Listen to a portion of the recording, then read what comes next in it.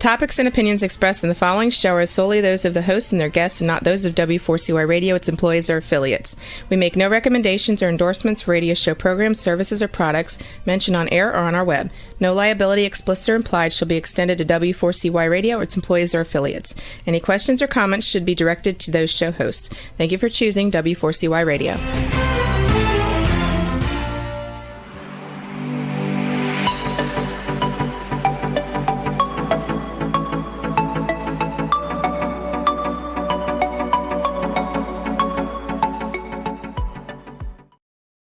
Well, thank you for joining us and welcome to the Bill Martinez Show. For the first time, we've got a remarkable story of one man's miraculous rescue from Nazi Germany's first concentration camp that's now being told. You know, many stories of struggle and triumph from the Holocaust remain shrouded in secrecy for obvious reasons. The details too traumatizing for survivors to revisit and recount. For that reason, the author requested that her family's dramatic account be withheld. The title of the book, which is now available, called Escape from Dachau, a true story of survival, courage, and a daring escape in the face of unthinkable evil. Her mother passed away about 1.5 years ago, and so now it is her charge to tell us the truth, the whole truth, and nothing but. Susan Slonim Servais joins us now to tell her mother's harrowing and true story. Susan, welcome to the show. Good to have you with us. Thank you so much, Bill, for having me on the show and giving me this opportunity to talk about my mom and my family's experience in Nazi Germany. I'd like to start just by mentioning that the Jews of the German lands were very loyal and committed. They were a committed part of German society. They were not just doctors, lawyers, engineers, and architects, but they contributed to art and music. One of the reasons why, when many Jews were leaving in the early 30s, why my grandfather refused to leave Germany was because he served for Germany in World War I. Exactly. Many of my grandmother's brothers served for Germany in World War I. And my grandmother and her sisters were volunteers in the German Red Cross during the First World War. So he did not believe that loyal Germans such as himself could possibly face the traumatic, dangerous, and basically despicable situation that came upon them.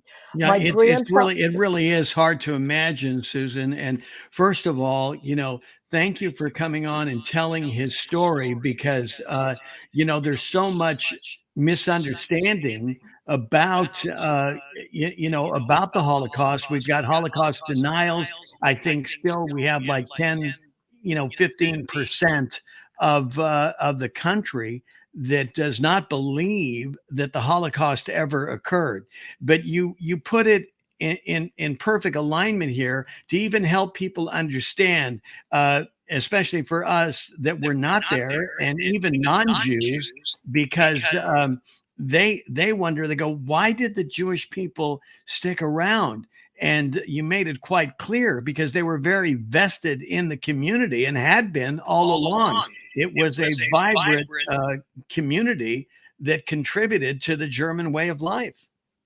Absolutely. Absolutely. And my grandfather had a successful manufacturing business that actually used technology developed by Henry Ford here in the United States.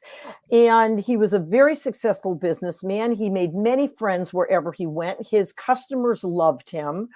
But as we all know now, in 1933, when Hitler became chancellor, many Jews started to leave because they saw the writing on the wall.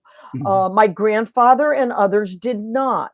But in 1936, when my mom was thrown out of her public school because Jews were not allowed to attend the public schools, that is when brown shirts started roaming the streets, harassing and beating innocent Jews, putting swastikas on businesses and homes. And by 1938, it was almost impossible to get out of Germany. And, as we all know, Kristallnacht on November 9th, 1938, that is when they started burning down synagogues, Jewish homes, Jewish businesses, and it was too late. Jews could not get out of Germany at that point. America had closed its doors to more immigrants, and Jews were desperately trying to go elsewhere: Argentina, Israel, other European countries, anywhere that would let them in. And of course, the next day, November 10th, 1938, my grandfather was dragged out of his home and taken to Dachau. Yeah. And you're right when you say that it was the first concentration camp.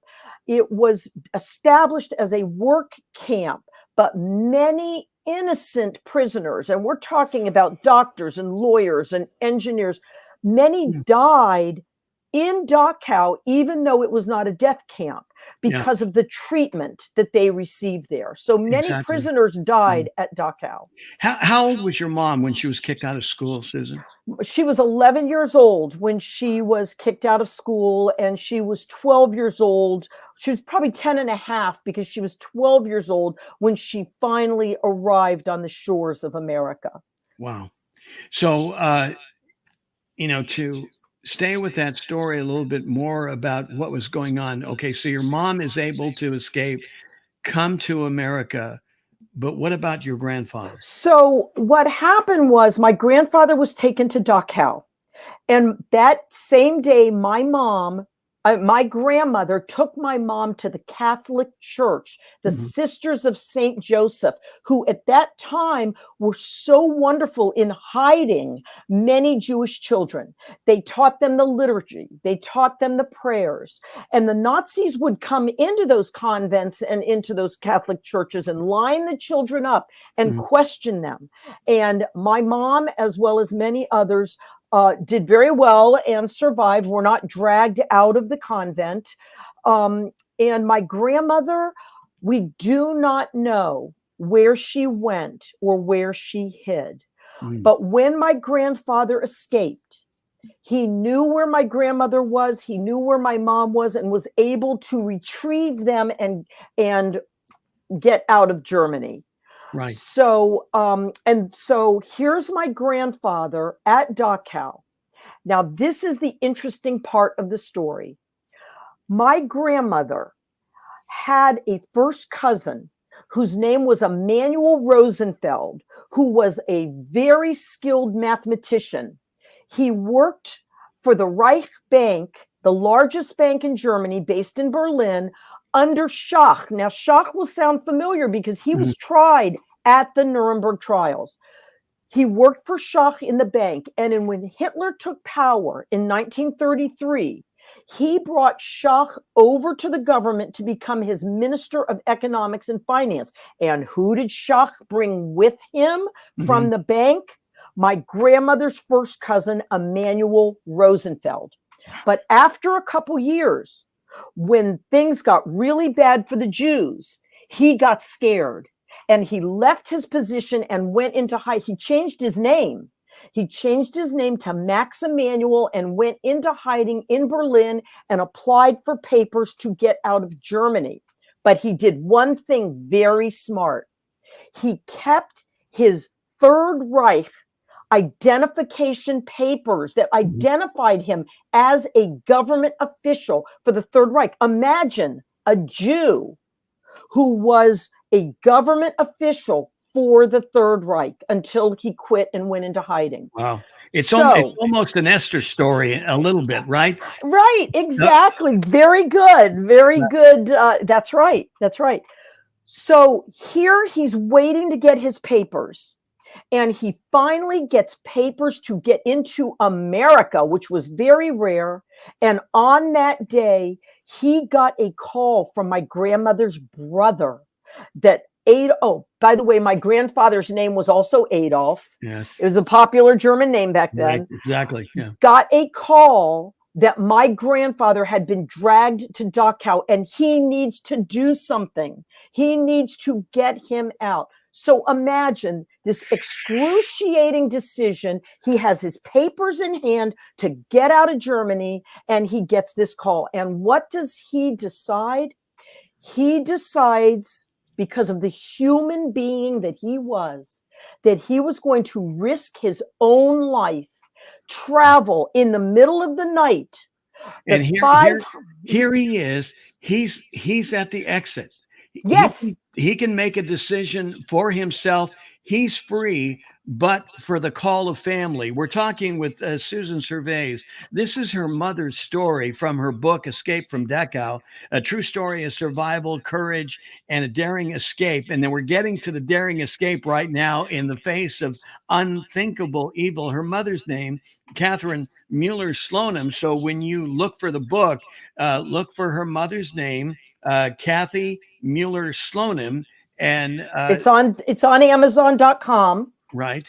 All the usual places. And her daughter, Susan Slonim Servais, is our guest, and she's telling her story, now allowed to tell her story because her mother said while she was alive, she did not want this story to be known.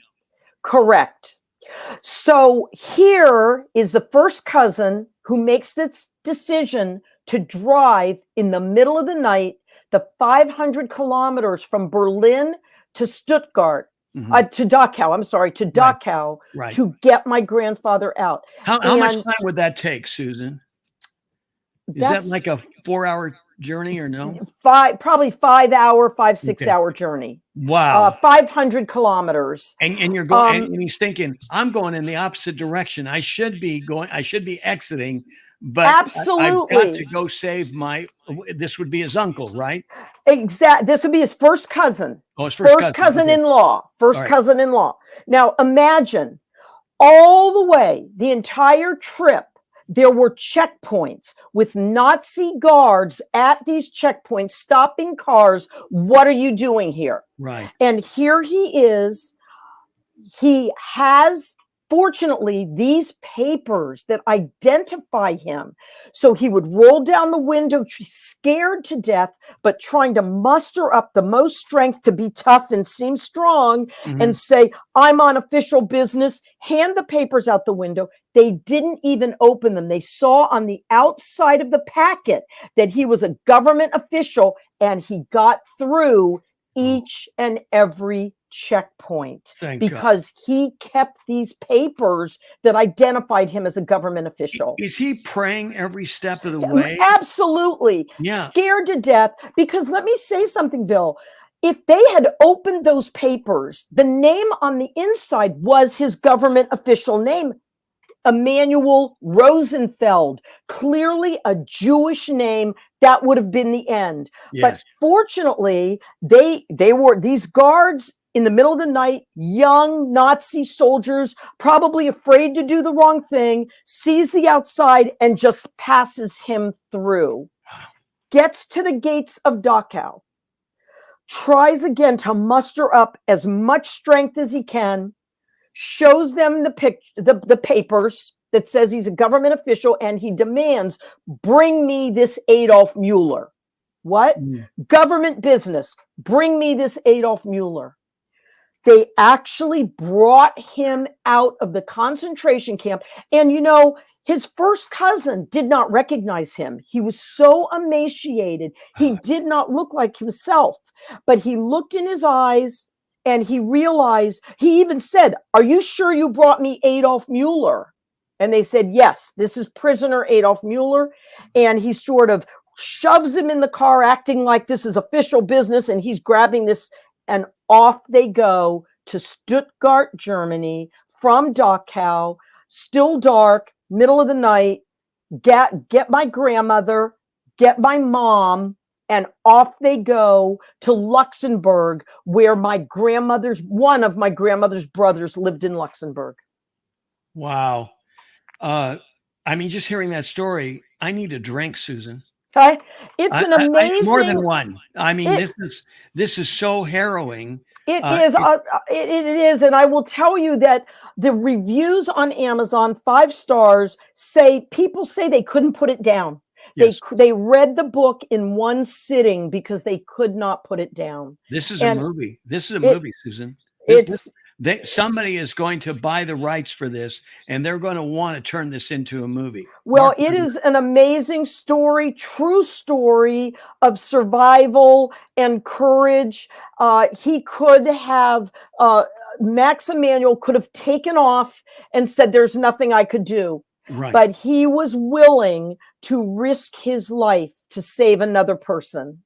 What a legacy, uh, the whole family.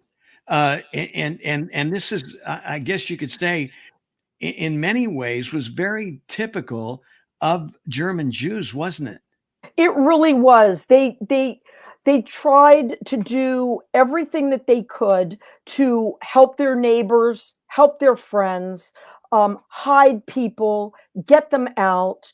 Um, Obviously, 6 million Jews were killed, Right. did not survive. And my grandfather's sister, her husband, and their children were sent to Auschwitz, and they were murdered. So there's a number of family members that did not make it out and that were murdered in Germany. Susan, what is the sentiment of today's Jews looking back and realizing 6 million Jews exterminated in Hitler's concentration camps and in these ovens? I can't help but think that, in some sense, they're saying, "Where's God? Where's God in all this?" Well, it's a very good question. And faith gets, even in the worst of times, even when families are suffering, when individuals are suffering, faith does get you through. Mhm. And I think that, no one, when you think about religion and when you think about God, we don't know why certain things happen. Yeah, There's so much going on in the world right now that makes us think often, where's God? exactly. And people have different feelings about that.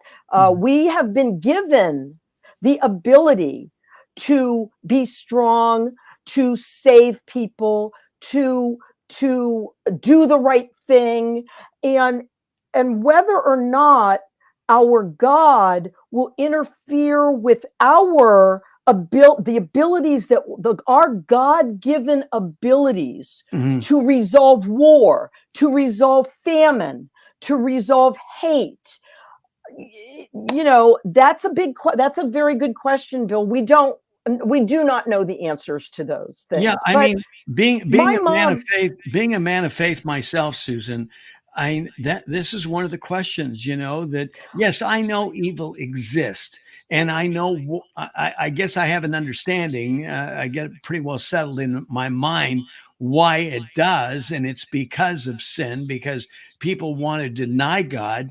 But this kind of evil that it was manifest during World War II, during Hitler's Germany, is just, I mean, to hear you recount the story, and it's not only that I feel the story of your mom and your grandparents and all that they must have endured. I think of all the others that survived, that asked that question, where was God? And and of course that generation for the most part is past, but some who are still surviving saying, shoulda, coulda, woulda, we should have left. We missed the signs. We should have escaped earlier. right. We didn't. I think one of the big questions also when we talk about Hitler and Nazis and all of that, we need to think about the collaborators. Mhm. Why were neighbors and friends turning in their neighbors and friends? What is the mentality of people that sit back apathetically don't gather together and say, we will not tolerate this. And you know, Bill, there are many situations in the world today where there are collaborators, people Exactly. that go along with evil leaders and sit back and do not do anything. And if I have any hope for the present and the future, it would be that Holocaust deniers are no different than the collaborators that were in Nazi Germany and saying that evil, destructive, dangerous behaviors are acceptable.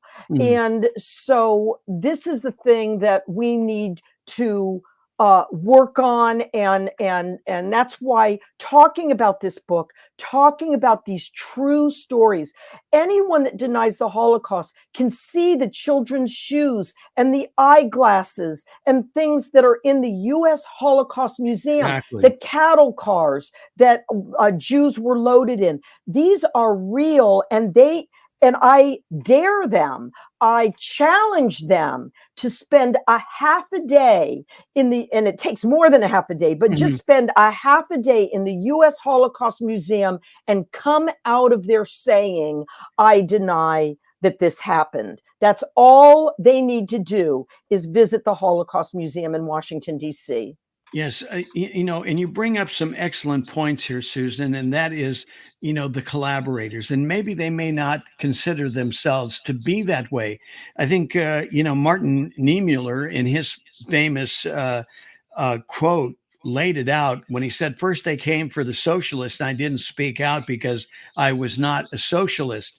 Then they came for the trade unionists, and I didn't speak out because I wasn't a trade unionist. Then they came for the Jews, and I didn't speak out because I was not a Jew. Then they came for me, and there was no one left to speak for me. I And love that quote. that echoes through the millennia. And I think it really echoes right smack dab in the middle of today's America, Susan, to be honest with you. I love that quote. And I think that is something that philosophy should be taught in schools. Yes. Because that is what it is all about.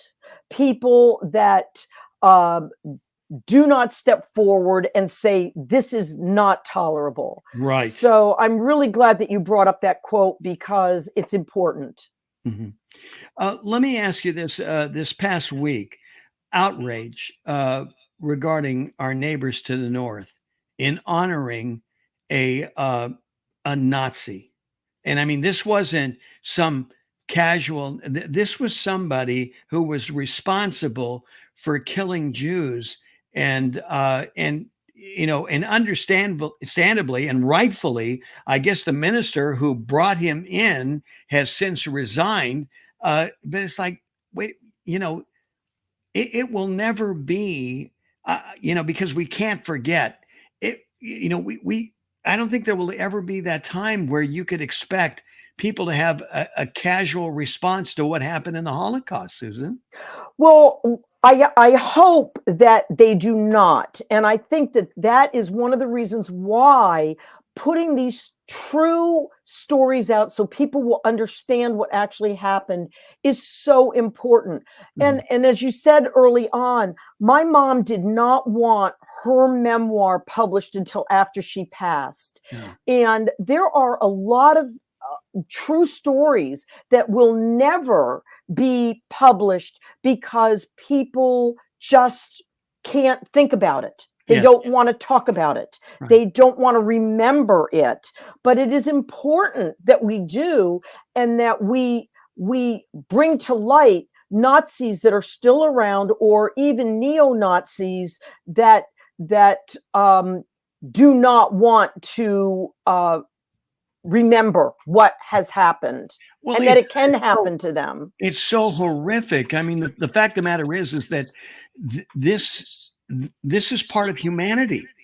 And this is what should be the warning, is that we all have the capacity to participate in this kind of evil, because without God, without his compassion and his love, the worst of our humanity can be expressed. And we need to realize just how close we are. And again, when you look at today's America and the kind of, the crime rates that are happening, how we have untethered ourselves from our moral compass and our solid rock, so to speak. We are not that far off from really allowing this chaos, to be manifest beyond our imaginations. And, there's no guarantee that the horrors of what we remember sadly in the Holocaust, there's no guarantee that it will not happen again. There is absolutely no guarantee, but this is the issue that you and myself, we need to make sure that the good people, the people that still do have their humanity, become the vocal people. Right. Because those that lack humanity, the evil people that are out there that you just described, they are the vocal minority. They are the ones that are all over social media. They are the ones that are out there, with flags, having rallies and this sort of thing. And the good people with good hearts, well-meaning, honest people, they kind of sit back and hope and think that it can't happen again. Exactly. And I do not believe that it cannot happen again. And so it's really important that the good people that are out there take it upon themselves to be more vocal. Exactly. As a group, as individuals, or as a group, but they have to get on social media. They have to be out there at rallies. They have to, speak out. That's what is necessary. Well, and what we learned, Susan, was that there was only 10% of Germany that were Nazis, committed Nazis. 90% of the German people, this is the furthest thing. And they just went along to get along, and, to think that 10% could control 90%. So if it could happen in Germany, it can happen in America. It can happen anywhere. It can happen anywhere. And there are, events that have happened in other parts of the world that are frightening, But again, we need to encourage the good people to speak out. Exactly. Don't be the ones that sit back and wait until it's too late. Well, and this is really, when you think about it, Susan, this is the force of Western civilization. Western civilization was anchored in godly principles. Now, you could argue, everybody's different idea and the conflicts of religion and that sort of thing. But by and large, God was there.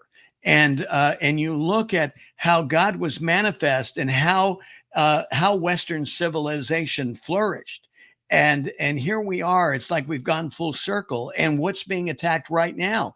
Everything of faith, everything that has anything to do with God, the radicals are coming after all things almighty, which, for us of faith, we know who wins in the long run. And, as the Bible says quite clearly, man makes his plans and God laughs. And I'm sure God is laughing in some regard with some of the craziness and the ideas that some of the, men are coming up with. But the fact of the matter still is that in that process of man being in control, seeing things according to their own eyes, there's a lot of danger. And now more than ever, I believe that we have to re-engage our faith.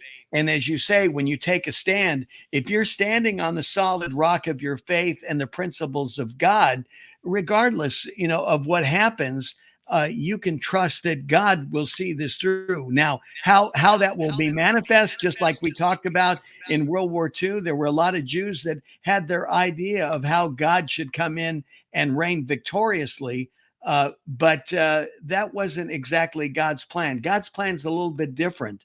And but again, we need to make sure that we redeem the experience and make the most of it, because I believe the headwinds that are coming are such that our faith will be challenged once again.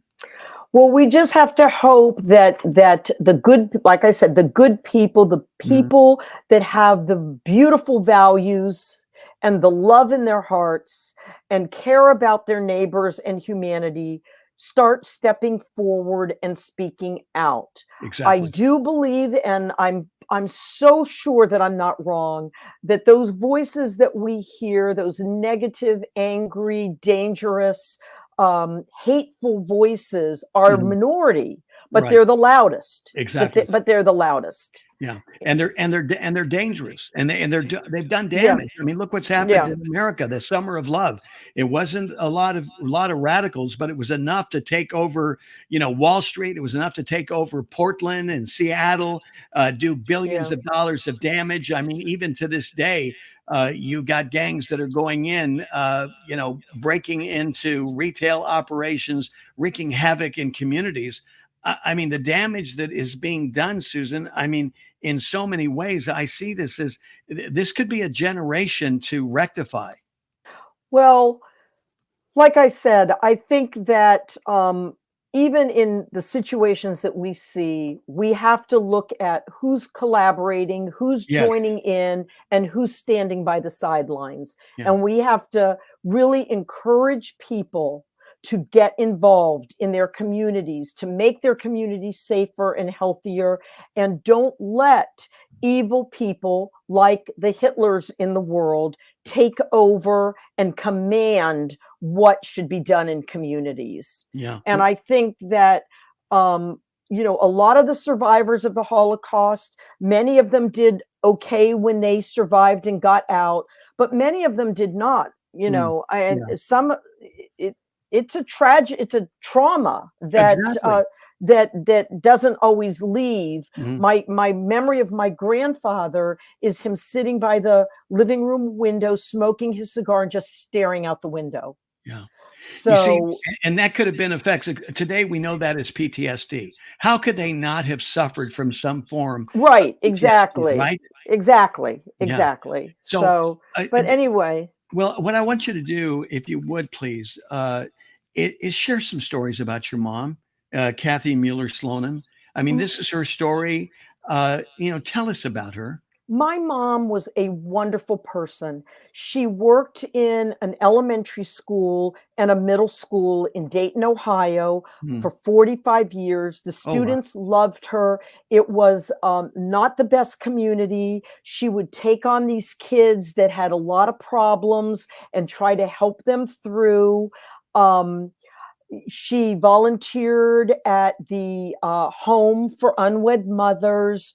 She was just a wonderful person. Everyone loved her. And at her funeral, I actually, many years later, she got a letter from one of the students that was really in trouble with the Mhm. law and involved in some really bad things. And she got a letter from this man Mhm. with his picture. He was in a suit, Oh, wow. Mhm. and he wrote in this letter, "Dear Mrs. Slonim, no words can tell you how you straightened me out and how my life changed as a child because of your support that I did not get in my family situation.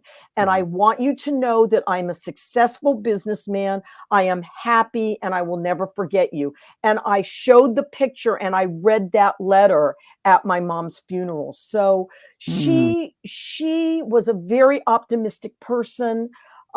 What happened to her, now keep in mind she was young, she was Yes. 12 years old, and young people are very resilient. And Yeah. she came to America and she loved America. She made many friends, and she was just a wonderful, optimistic person. Even after everything that she went through, she was a Born out of all that tragedy, Susan. yes, yes. Imagine. Yeah, and she was always an optimist, and she was just a wonderful person. Mhm. What can you tell us about your grandparents? So my grandparents got out, came to America, lived in Albany, New York. Mhm. But like I said, my grandfather was very introverted, which he wasn't before. Didn't say too much. My grandmother was more of an optimist like my mom, and Mhm. had made a lot of friends and sort of moved on with her life. But Right. my grandfather really never survived the Holocaust. He really didn't. He was alive, but he really never survived it. But they had a wonderful life with a lot of friends in Albany, New York. They landed there because one of my grandmother's brothers lived in Albany, New York. He had gotten out of Germany in the early 20s. He Right. wanted an adventure, and Mm. so he left Germany to come to America. Right. And so that's how they ended up there. And you know, we went on this trip to Germany. My mom never wanted to go back. Starting in the 60s, the German government, different cities invited uh, lost, it was called the return of the lost citizens. Wow. And Mm. every year my mom got invited to that trip, and every year she said, no, I do not ever want to step foot on German soil. But in the year 2000, my brother, my sister, and I convinced her to go because Mhm. we thought it would be good closure for her. And Right. she wrote to the mayor of Stuttgart, which is where her invitation came from, and she said, I will go. They were allowed to bring one other person with them. Mhm. She said, I will go if I can bring my daughter and my 16-year-old granddaughter, so 3 generations can dance on Hitler's grave. And of Mm. course, we know he was not buried there, but it Right. was a philosophical. Exactly. But it was that trip. I had never heard my mom speak a word Wow. about what happened. But on the trip, there were 20 different, every month there was another trip, and this particular trip had 20 survivors. Yeah. And when they started opening up and telling what happened to them and their families, suddenly my mom started opening up. My daughter and I were shocked I at what bet. she was saying. And Wow. when we came back to America, that's when she sat down and wrote this memoir when we returned from the trip to Germany. Well, we're talking with Susan Servais, the daughter of Kathy Mueller Slonim, and she's here telling her mother's story, Escape from Dachau, a true story of survival, courage, and a daring escape in the face of unthinkable evil. Susan, I've seen video footage, with Germany when they were dealing as a country in dealing with the Holocaust, not denying. They wanted the citizens to know this is what happened in the concentration camps. And you would see people going into the concentration camps like it was a Sunday walk in the park. Very jovial, very happy. And then it shows them coming out of these concentration camps and these buildings, and they were devastated. You could tell by their body language, by the look on their faces, what they had experienced was absolutely horrific. And this is, years after all the damage, but yet you could say the environment, whatever was in it was still there. All the evil was still there, and the people could feel it. Yes, I mean that's absolutely true. And I do want to say, go back to something that you just mentioned. When we went to Germany, Mhm. they have erected granite columns every place where the train stopped to load Jews into these cattle cars. Oh, wow. Mm. So they have also many of the there's very few Jews left in Germany, even to this day, Mhm. but they have rebuilt. My mom and my grandparents watched as their synagogue was burned to the ground. They have rebuilt that synagogue to exactly the way it looked before the Holocaust.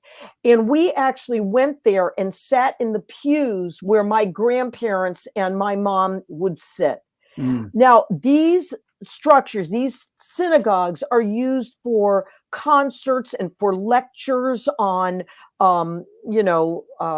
different subjects, But because, but but there's not really but not not much of a traditional. Jewish I was gonna say, community. but not the traditional temple worship, though. Right, because Right. there's not much. Some of them do still, there are enough Jewish community members so that there's a rabbi there and there are services. But many of them they're rebuilt in the memory, but they're used for different classical concerts and different arts and different exhibits.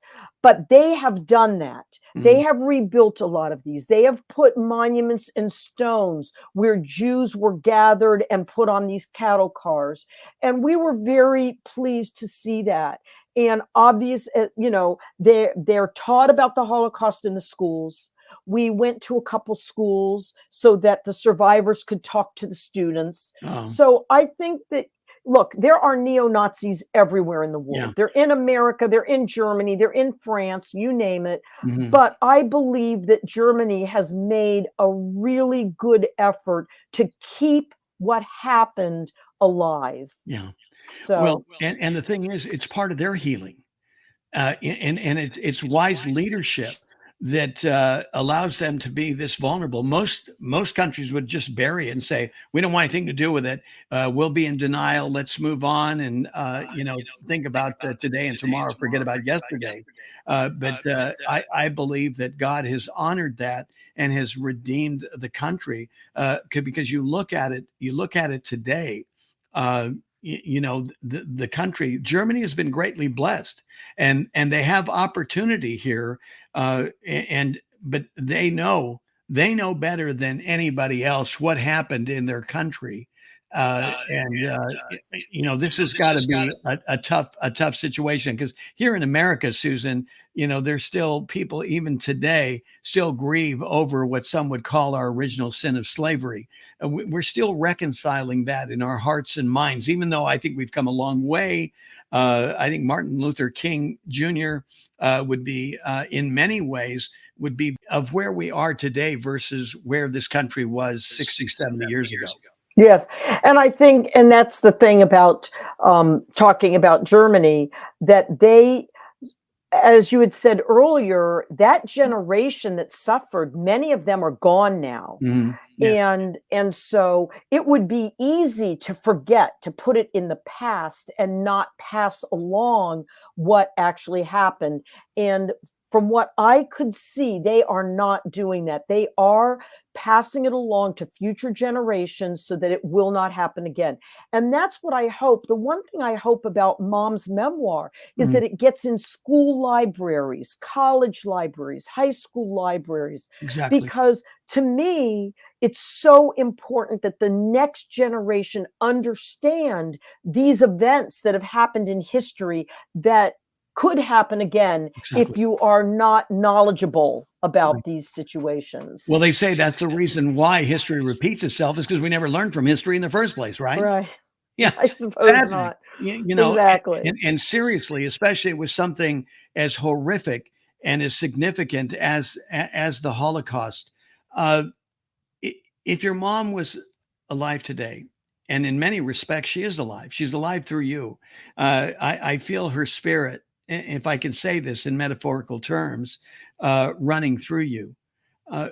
She would have a message, a very deep and profound message, to share with, and she says this in the book, but I want to give you an opportunity to consider for a moment, if your mom was here, what would she tell us? I think that she would tell us something that you and I have already sort of touched on, and that is that there are many, many beautiful, good people in the world. Right. And that's what we need to concentrate on. And we need to bring those people out in the open and make sure that they're willing to speak out, because so many of us would step up and do step up. And I think that would be her message too, that, listen, good people, hear my voice, step up, don't sit by the sidelines, make sure that you get involved. And I think that is what my mom's message would be. How in terms of faith, your mother, your father, your family, how how was that manifest in your family?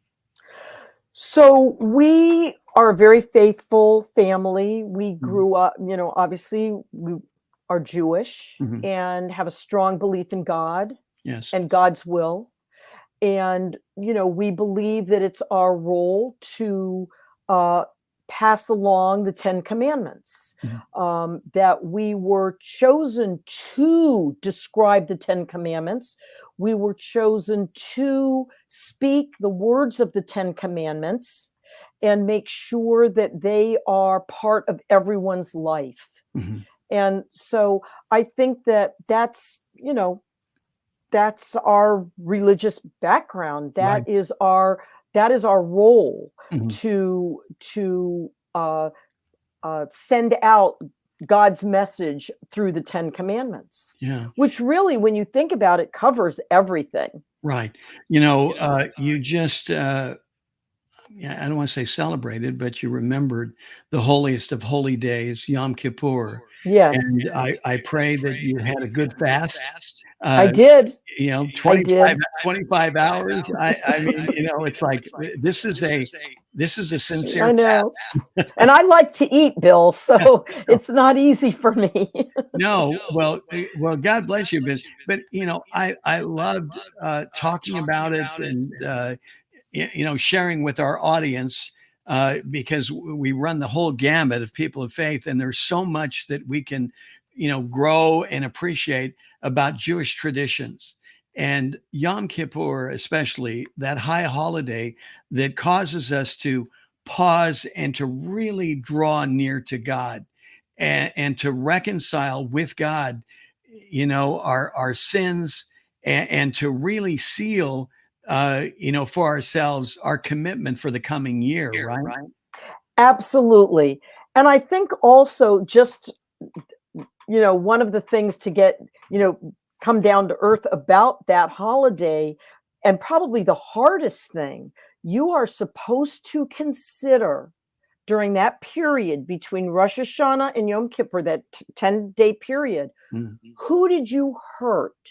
mm, Who did you alienate? You are supposed to get back in touch with those people and apologize and basically say, this is no fault insurance here. yeah, I'm right. not saying it's your fault or my fault, but I want to say I'm sorry for where our relationship is right now. Let's start again.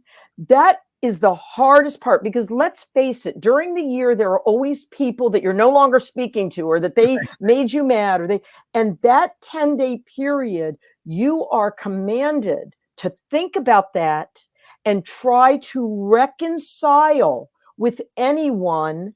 And I will say there was a couple that Mhm, we had sort of parted our ways with, mhm. and my husband got back in touch with them during this period and Oh, said, "This is the period between Rosh Hashanah. We're sorry, we don't know how we got to this point, but let's move forward." And they're coming over, oh, very and good.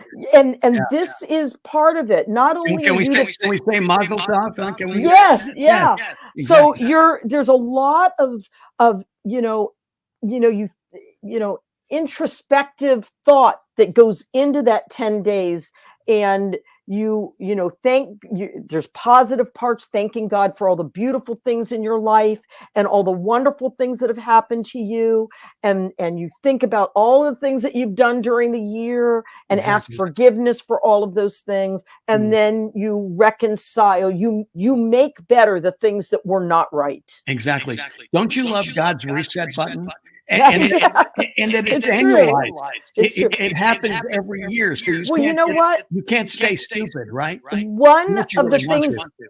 one of the things that my mom always said, that actually my daughter brought back onto me recently, was, tomorrow is a brand new day with no mistakes. Oh, wow. Yeah, I love that. Tomorrow is a brand new day with no mistakes. When you wake up in the morning, it is fresh. You start your life over again every morning. every morning. Don't you love the wisdom of young people? I know. And so my daughter, I raised my kids saying that when they were upset about something at school or with friends or whatever, I would always say, tomorrow is a brand new day with no mistakes. And my daughter just said that to me, something that went on the other day and that I wasn't happy about. And my daughter actually brought that back to me, and it warmed my heart that, you know, that was my mom, that was me. And now that has been passed down on to the next generation. It's so good to talk with you, Bill. And I'm so happy that you had invited me to be on your show. And this was just wonderful. I'm absolutely blessed. I want you to know, and I know our viewers equally blessed. As we wrap things up, Susan, tell everybody again, Escape from Dachau, how they can get their hands on it. Yep. It's on Amazon.com, Escape from Dachau by Kathy Mueller Slonim, and it is available on Amazon.com. It's available in a hard book, a paperback, a Kindle, and an audio book. So however you like to read, it's available in all the different formats. So I hope people get on Amazon and order it. Escape from Dachau. It is a true story of survival, courage, and a daring escape in the face of unthinkable evil. A book, the story written by Susan's mom, Kathy Mueller Slonim. Susan Servais, thank you so much. Thank you. Thank you so much. Thank you. Our thanks. Take care. Susan Servais for being with us today. For more information and to be a part of this mighty movement to return to God and to save our country, go to BillMartinezShow.com. May God bless you and keep you. May he make his face shine upon you. May he be gracious unto you and give you peace. Thank you so much for being with us. God bless.